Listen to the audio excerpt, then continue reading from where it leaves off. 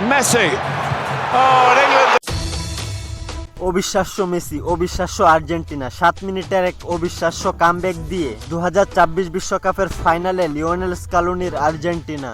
কেউ 7 গোল হজম করে ইতিহাস হয়ে যায়, আবার কেউ 7 মিনিটের ব্যবধানে 2 গোল করে ইতিহাস গড়ে। বিশ্বকাপের দ্বিতীয় সেমিফাইনাল ম্যাচ যেন এক সিনেমার গল্প। 85 মিনিট পর্যন্ত পিছিয়ে থাকা আর্জেন্টিনা শেষ 7 মিনিটে করে বসলো 2 গোল। অবিশ্বাস্য কামব্যাকে ইংল্যান্ডকে 2-1 ব্যবধানে হারিয়ে আবারও বিশ্বকাপের ফাইনালে উঠে গেল বর্তমান চ্যাম্পিয়ন আর্জেন্টিনা। ভিউয়ার্স, আর্জেন্টিনার এই ইতিহাস গড়া জয়ের বিস্তারিত জানতে আমাদের চ্যানেলটি সাবস্ক্রাইব করে সঙ্গেই থাকুন। আর্জেন্টিনা বনাম ইংল্যান্ড সেমিফাইনাল ম্যাচটি শুধু একটি সেমিফাইনাল ম্যাচ ছিল না, অতীত ইতিহাসের লড়াই। নানা বিতর্ক উঠে এসেছিল এই ম্যাচে। 1964 সালে ইংল্যান্ডের কলঙ্কজনক জয়, 1982 সালের ফকল্যান্ড যুদ্ধ, এরপর 86 সালে ম্যারাডোনার বিখ্যাত সেই হ্যান্ড অফ গোল, সব মিলিয়ে বাড়তি এক উত্তেজনা ছিল এই ম্যাচে। ম্যাচের প্রথম হাফে কোনো গোল না হলেও দুই দলের 19টি ফাউলই বলে দিচ্ছিল ম্যাচটা কতটা উত্তেজনাপূর্ণ ছিল। ম্যাচের শুরু থেকেই বলের নিয়ন্ত্রণ ছিল আর্জেন্টিনার হাতে। একের পর এক ছোট ছোট পাসে ইংল্যান্ডের ডিফেন্সকে চাপে রাখে স্কালোনির দল।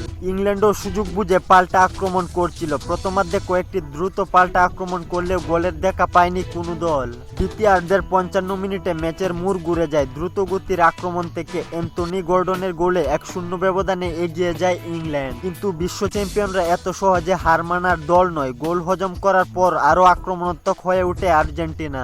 লিওনেল স্কালোনির পরিবর্তনগুলো দারুণ কাজে আসে। একের পর এক আক্রমণে ইংল্যান্ডের রক্ষণ ব্যস্ত হয়ে পড়ে। বল দখল, কর্নার, পাসিং সব দিক থেকেই আধিপত্য দেখাতে থাকে আর্জেন্টিনা।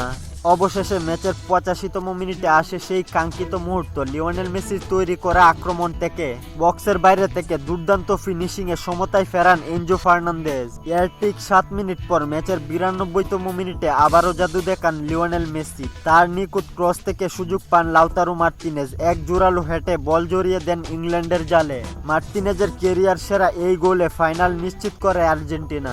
ম্যাচের পরিসংখ্যানও বলছে জয়টি প্রাপ্য ছিল আর্জেন্টিনার। বল দখল 64%, ইংল্যান্ডের 6 শটের বিপরীতে আর্জেন্টিনার শট ছিল 14টি। শেষ মুহূর্তে লিওনেল মেসির নেতৃত্ব এবং আর্জেন্টিনার দৃঢ় মানসিকতায় ম্যাচে পার্থক্য গড়ে দিয়েছে।